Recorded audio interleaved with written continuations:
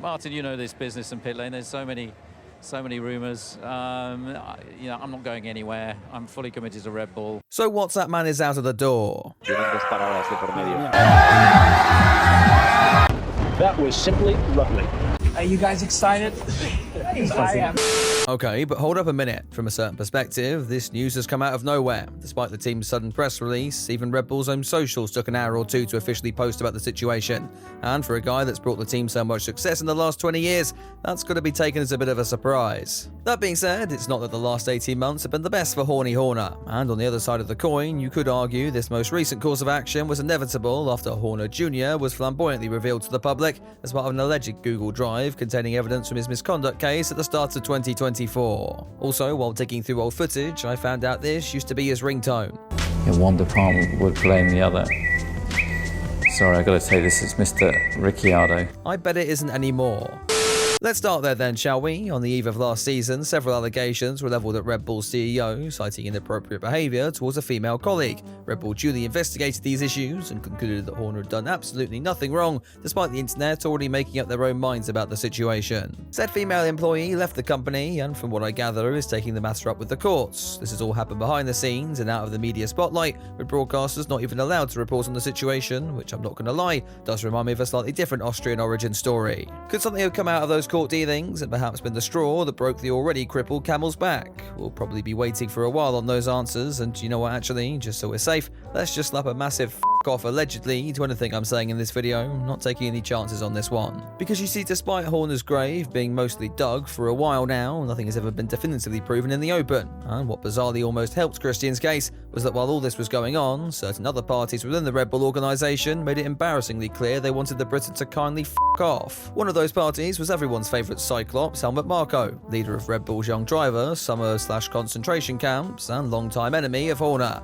The pair have worked together throughout Christian's tenure with the team, but were constantly kept in check by then Red Bull owner Dietrich Mateschitz. When he died in 2022, a power struggle broke out as both parties sought to take full control of the Formula One team's direction. On Marko's side was Jos Verstappen, who was even more blunt in his opinion on the Horner drama at the start of 2024, openly suggesting to the media that he had to step down to prevent the team spiralling into chaos. This was linked with reports of his son Max also threatening to leave the team, rumours that, if anything, have only grown since 2025. Daddy Verstappen's comments have actually aged rather well, as while Horner survived his initial onslaught and kept hold of his job, the public face of the brand took a significant hit and has since hemorrhaged many of its top talent to other teams. Most notably, aerodynamic Jesus Adrian Newey to Aston Martin, and more recently, Horner's long-time thought-to-be successor Jonathan Wheatley, who'd apparently prefer self-harm in the form of joining Sauber. Horner stood firm and claimed the team could plug those holes in talent from within the organisation, and while it was already similar previous comments that had upset people like Newey in the first place, those holes have been plugged about as effectively as a band-aid on a decapitation.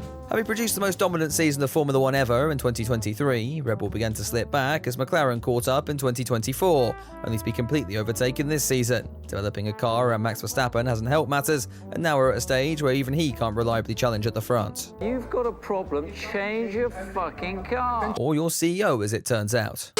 Red Bull, Horner, and admittedly also Helmut Marko attempted to bat these problems away by blaming it on the second driver, resulting in the revolving door of public executions we've witnessed with Sergio Perez, then Liam Lawson, and now latest sacrifice Yuki Tsunoda. So while Red Bull have still managed to claim victories in 2025, there's a very real chance of them slipping back to fourth in the constructors by season's end, as the likes of Mercedes and Ferrari can score consistently with both cars in the field. Someone was eventually going to have to take the can for those decisions, and as it turned out, that was Christian Horner. It's a sad, but in some ways fitting end for the Britain's tenure, losing the dignity of at least seeing out the season. Yet as someone who's played a role in so many mid-season driver swaps and firings, news has just come out that Danny Kvyat wet himself to the point where he's now drowned in the puddle of his own piss. So then, where do we go from here? And that answer isn't quite as clear as it maybe first looks. Horner's replacement has already been confirmed as ex-Ferrari, FIA and V-Car man Laurent Mekies, with Alan Permain filling his shoes at the sister team. For Permain, that was an easy promotion. Having spent many years at Team Enstone, he's well versed in swimming through endless piles of shit.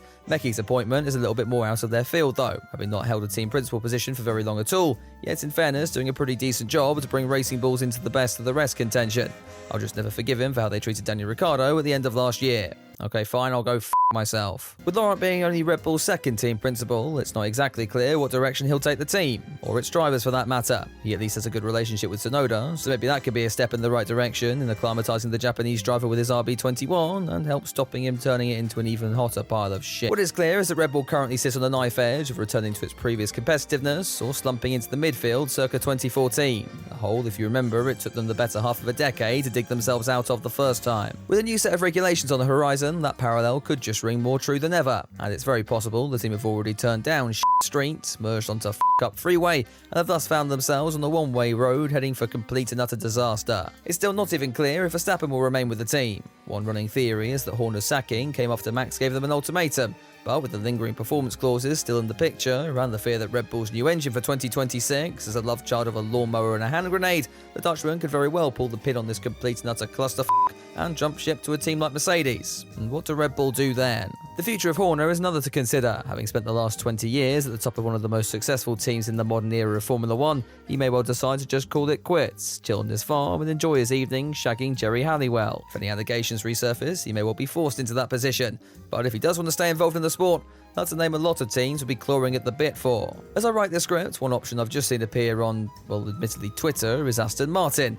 This makes very little sense to me though. They've got a good thing going with Andy Carroll right now, and look like they could very well be a challenger in 2026. The tweet I saw implied he could take Max with him and reunite with Newey, though considering Max may well be the reason he's just been kicked off the Milton Keynes roof to begin with, I can't see this one happening. Plus, given Newey jumped ship, partly to get away from Horny Horner's drama, I worry he might just slit his throat with his own drawing board.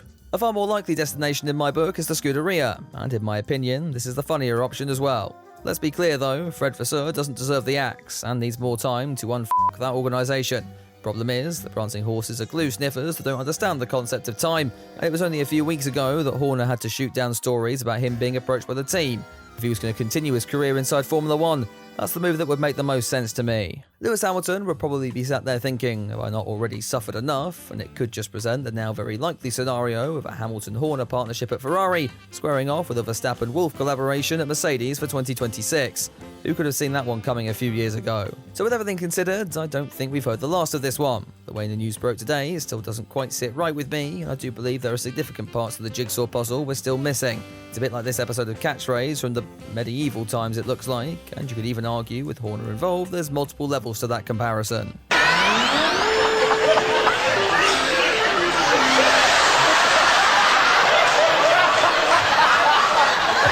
I've probably sounded like I've defended Horner a little in this one, and granted, that is a strange hill to die on, but hear me out for a sec. Also, if you watch my podcast Talk Shift, you'll know about this bit already, but bad luck, you're hearing it again. And yes, that's a subtle plug, to go and check it out, links in the description. In 2011, there's a fan, 10-year-old me, sent Red Bull and Christian Horner a letter.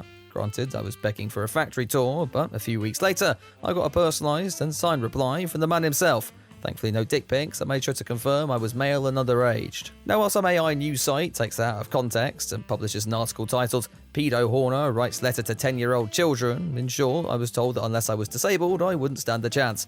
And while the jury may still be out on that one, that whole experience stuck with me, and I've been a fan of the horn dog ever since. The start of 2024 was a rough patch though, I'm not gonna lie. Will this guy continue in Formula 1?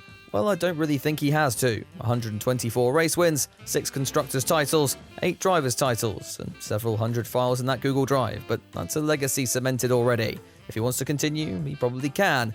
If he wants to bow out of the sport, write a book titled "I'm Not a Misogynist, but F that bitch," he can do that too. At the end of the day, he's earned enough to do whatever he wants for the rest of his life, and Twitter can scream from the hills all they like.